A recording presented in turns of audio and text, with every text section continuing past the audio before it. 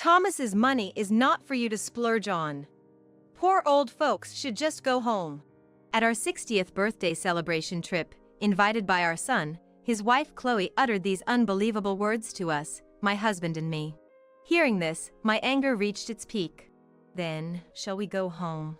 Yeah. She probably didn't expect us to actually leave. Ignoring the bewildered Chloe, we left her in a foreign country and returned home. To show her hell from now on. My name is Abigail. I am a housewife who turned 60 this year. Having been married to my husband, Robert, for 30 years, we were invited on a trip to Australia by our son, Thomas. Mom and Dad, I never could do much in the way of showing my gratitude. This is my small way of saying thanks. Let's go together without any reservations. I have 6 siblings, and Thomas, being the eldest, has been a support to us, his parents. Until our 4th child was born, I worked part-time, my days filled with childcare and household chores, my own time limited to a few minutes a day. Of course, there was no such thing as alone time, and I have no memories of fun outings with friends after having children. Since starting elementary school, Thomas took the initiative to help me and also took care of his siblings. Robert was busy with his job, so Thomas's support was invaluable to me. I am more grateful than words can express for his kindness. Our life was hectic, but once Thomas grew up, got married, and moved out, and as circumstances changed, it ended up just being Robert and I at home. While reminiscing about those noisy days, Thomas returned home after a long time, saying he had something important to discuss. This delightful invitation was the subject, and Robert and I were thrilled. However, this invitation would lead us to an unbelievable situation. Why did you even invite your mom and dad to the trip? These were the words of Thomas's wife, Chloe. While enjoying a rare family dinner with Thomas, who had brought Chloe home, the conversation turned to the upcoming trip to Australia. During this, Chloe pulled Thomas aside into the hallway. Curious, I peered out to see what was happening and saw Thomas being confronted by Chloe, her face filled with anger. Of course, this trip is also to celebrate Mom and Dad's 60th. Why wouldn't I invite them? Why should we have to cover their expenses? If you're inviting them, they should pay their own way. Abigail just lazes around at home and does nothing. I refuse to spend my money on someone so lazy.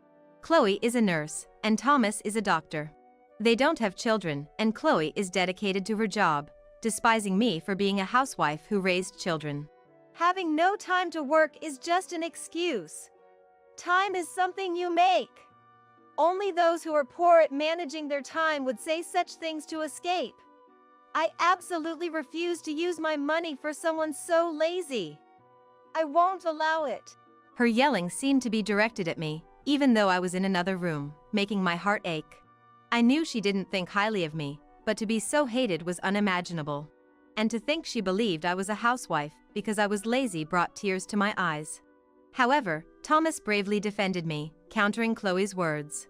How can you say such arrogant things when you've never raised 6 kids yourself? Talk about that after you've gone through the same experiences. I respect Mom and am grateful to both of them. We're taking them on the trip, no matter what. Got it?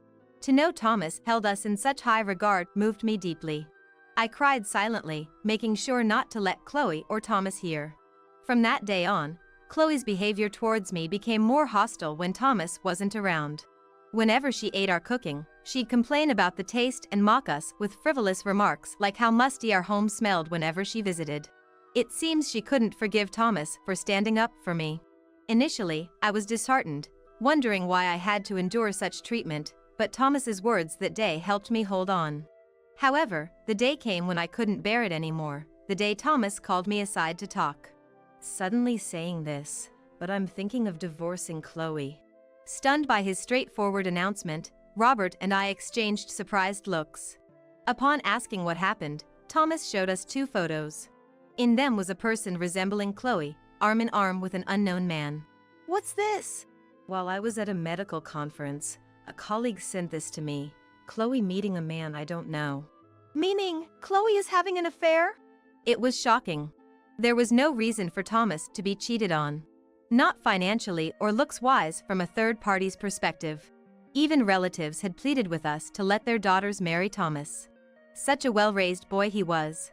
The idea of Thomas being cheated on was unbelievable. After getting married, I found out Chloe has always been promiscuous. She restrained herself for a while to marry me, but with my recent increase in business trips, it seems she's relapsed. She's been neglecting home and showing a lack of motivation at work too. Honestly, I don't have the confidence to continue with her. Thomas's grip tightened on his trousers, and a bitter expression crossed his face, making my heart ache. Even as a parent, I saw how devoted he was to our home. He grew up to be a kind person who understands others' pain, my irreplaceable treasure. Who could forgive seeing such a person hurt? So, I'm thinking of divorcing her, but this evidence alone isn't enough to confront her. That's why I need Mom and Dad's help. With that, Thomas made a proposal. Though surprised by his plan, if it would save Thomas, Robert and I agreed to his proposal and plotted to discipline Chloe. Time passed, and the day of the trip arrived. Robert and I went to pick up Chloe, who was waiting at her house. "Thank you for picking me up, Robert." Emerging from her house, she wore a hat and a white dress, as if playing the part of flirtatious girl. Truth be told, Chloe had been making advances on Robert as well. Probably because Robert's family was wealthy. Her pursuit for money was apparent. Whenever Thomas wasn't around, she'd position herself beside Robert, even once insisting on sitting in the passenger seat instead of me. Claiming she got carsick, a blatant lie we later discovered. She never had motion sickness. At the time, without any reason to doubt her, we took her words at face value, but now it's different. All my suspicions turned into conviction, and Robert and I were nothing but wary. However, showing our attitude would ruin the plan. Today's trip was supposed to be a celebration for us. A trip to carry out our plan without letting her catch on. We behaved as usual, keeping our guard up. "Thomas seems to be coming later, says he's caught up with work. Let's head to the location first." Landing at the airport and proceeding with the formalities, Chloe commented, clearly bored. She likely wanted to flaunt having Robert and Thomas by her side, making me jealous. Whenever it was the four of us, Chloe acted in ways to stir my jealousy. Reflecting now, I wonder why I hadn't noticed such obvious behavior before. Or perhaps I did notice but chose to ignore it, thinking it might hinder Thomas's happiness after all the hardships he'd faced.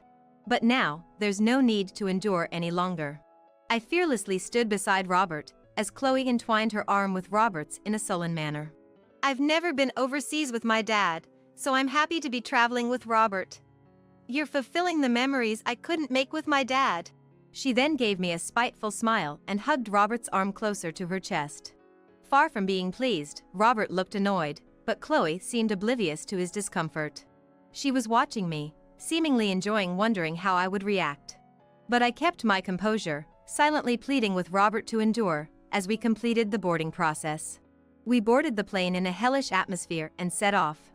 In a distant foreign land, she was about to experience her own hell. Upon our long-awaited arrival at the airport, cheerful crew members greeted us at the exit. Thomas was supposed to be our guide, but he was absent due to work. As we wondered what to do, Chloe sweetly leaned on Robert. "Robert, can't we hire a guide now? I've only got a little allowance from Thomas, and I don't have much money." Chloe, despite having her own decent income, was clearly expecting to be treated. It seemed she was checking if he had brought extra money. Seeing through her sly thoughts, Robert sighed in exasperation.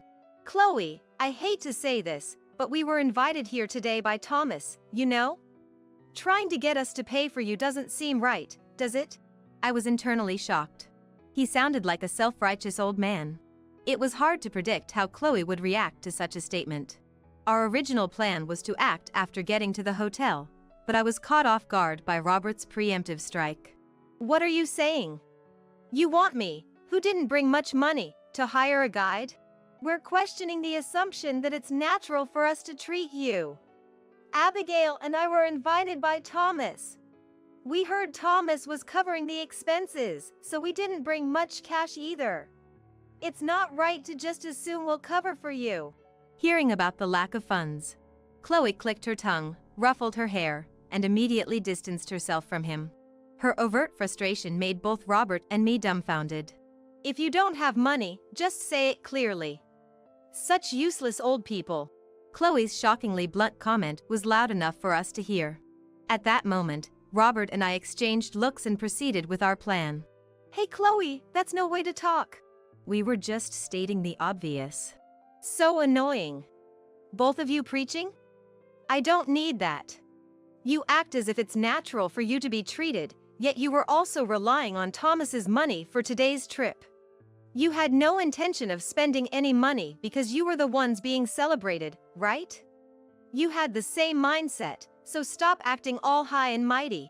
Clearly, she no longer cared about pretending to be nice. Her attitude changed drastically, looking down on Robert and me with contempt in her tone. Don't splurge with Thomas's money. Poor old people should just go home. Hearing that, my anger reached its peak. Then let's go home. Yeah. Calmly responding to her words, a flustered Chloe opened her mouth to interject. You don't even have a ticket for the return flight. What are you being stubborn for? It's laughable. In truth, Chloe had only been given a one-way ticket by Thomas. He had explicitly told her she was prone to losing things and couldn't be trusted, so she reluctantly settled for just the departure ticket, leaving her unable to return to America without Thomas. That was the predicament she found herself in. But we were unaware of her dire situation. Knowing such a pitiful fact would hurt her dignity. She resorted to blustering with tough words. But we had already heard about this from Thomas. And there was something he had already given us. No return ticket? What made you think that? I said, pulling out the return plane tickets, including Robert's. Chloe was stunned. She was speechless, her mouth agape. We have our return tickets, you know? Why do you two have tickets? Why? It's only natural to have our own tickets, isn't it? Or what? Don't tell me Thomas didn't give you a return ticket? As if it were payback for all her taunting, I mocked her, showing that Thomas trusted us more than her. Being belittled over such a trivial matter by a housewife she looked down upon must have been unbearable for her pride. Even as I thought it petty of me, considering everything that had happened, this felt like nothing. Actually, it seemed hardly enough. As I watched her turn red with anger. Impossible. Just go back already.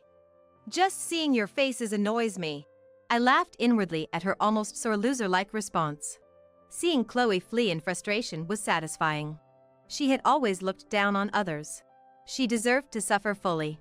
Thinking this, I decided to explore the airport vicinity with Robert until our return flight.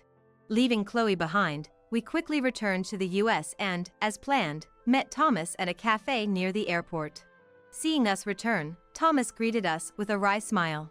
Welcome back, both of you. The flight must have been tiring, huh? My body aches. Even first class is tough on the old bones. Sorry, Thomas, for having such good seats on our return. It's me who should be thankful. Sorry for putting you through that. Nonsense. I'm still young. But I panicked when you suddenly picked a fight with Chloe at the airport. I didn't know what to do since it wasn't part of the plan. I couldn't take it anymore. Her attitude was just too repulsive. As Robert apologized with a wry smile, Thomas's mobile phone rang. Chloe? Yeah. She's been calling nonstop since hotel check-in time. Probably panicked because she thinks her hotel was canceled. She can't do anything by herself. Thomas laughed off the continuously ringing mobile phone on silent mode. It was my first time seeing this side of him, and I made a mental note never to cross him. Thanks to you both, I've gained a lot even here, so I think I can finally divorce her. Sorry for involving you in this mess during what was supposed to be a celebration. What are you saying? It's a celebration in its own right for me. Now you won't have to put up with that face anymore. For the few days until Chloe's return, we enjoyed some quality family time after a long while. Then, the moment of confrontation arrived. Thomas, what is the meaning of this? Explain yourself. After receiving a message from Chloe that she was on the plane, we had gone to the airport. As soon as she saw Thomas after getting off the plane, Chloe began yelling so loudly it seemed the entire airport could hear. Realizing we were drawing too much attention, we got her into the car and headed to their home. Then, upon seeing the inside of the house, Chloe noticed something was off. Wait, what is this? What's happening? She realized the house looked strangely barren. Let's explain everything in order. Shall we go to the living room for now? Ignoring the confused Chloe, we, as a family, moved inside. After thanking Thomas for the coffee, we quickly moved on to the main topic. Chloe, there's something we need to talk about. First, explain yourself. What were you thinking doing such a thing? Thanks to you, it's been one disaster after another. I couldn't even get into the hotel, and how many times do you think I was given the wrong directions? I was walked around so much, I might as well have been mountain climbing. My legs are sore from muscle pain, and the flight back is on a cheap economy class. Economy. I never thought I'd see the day when I'd have to pawn my luxury watch. Her shrill voice was so grating, and next to me, Robert looked at her with a puzzled expression. It seemed she had pawned her watch to make some money. Throughout this, Thomas was quietly observing her and, after she finished her rant, he calmly spoke up. Is that all you have to say? What do you mean? Chloe reacted, seemingly expecting an apology from Thomas, surprised by his unexpected response. It was probably the first time she saw him looking at her with such a defiant gaze. She glared back at him, unflinchingly. You have no idea why you're in this situation, do you? Thomas's provocative words seemed to make her ponder. Chloe began to speak in a haughty tone, crossing her legs and giving Thomas a cold glare. Of course. Who's ever heard of leaving their wife overseas like this? What have I done? She must think her affair has gone unnoticed. Thomas sighed in exasperation before showing her 4 photos. I didn't miss how Chloe's face went pale the moment she saw them. Then let's hear it. You recognize this man, don't you? Chloe was taken aback by the incontrovertible evidence of the photos. There were 2 pictures of her and her lover in bed, and both Robert and I looked at her with contempt. We distanced ourselves from her as if she were something filthy. I was aware you've been wastefully spending my money. But I also know I've been making you feel lonely. I'm a workaholic, I've chosen work over family, and I've been aware of it. That's why I never said anything, but to think you were financially supporting this man. Thomas had hired a detective to secretly investigate Chloe up until the trip, uncovering her affair. The man was a bartender, and she had been his top patron. Even developing a romantic relationship that clearly crossed the line of mere customer and service provider. He had frequently stayed at their home while Thomas was away on business trips. You said you had a terrible time in Australia? Then, what about this? You've been deceiving me, laughing behind my back, and even complaining about me to him. A useless man with nothing but money, you said. I confirmed it myself when I met him. I even have the audio from that time. You met him? Of course. Because I knew whatever you'd say would be full of lies. I made him spill everything first. Showing her the voice recorder, likely containing the recordings, Chloe seemed to resign herself. Without a word to counter, she began to apologize profusely to Thomas. I'm sorry, please forgive me. I was tempted by evil. Tempted by evil? I couldn't help but react to her words. So being tempted makes it okay to hurt Thomas like that? Thomas had always protected me from her, trying his best to juggle work and home life for the sake of our family. Her words, betraying him as if it were nothing, broke something inside me. How can you think an apology makes it okay, after everything Thomas has been through because of you? Tears spilled from my eyes as a mix of sadness and anger overwhelmed me.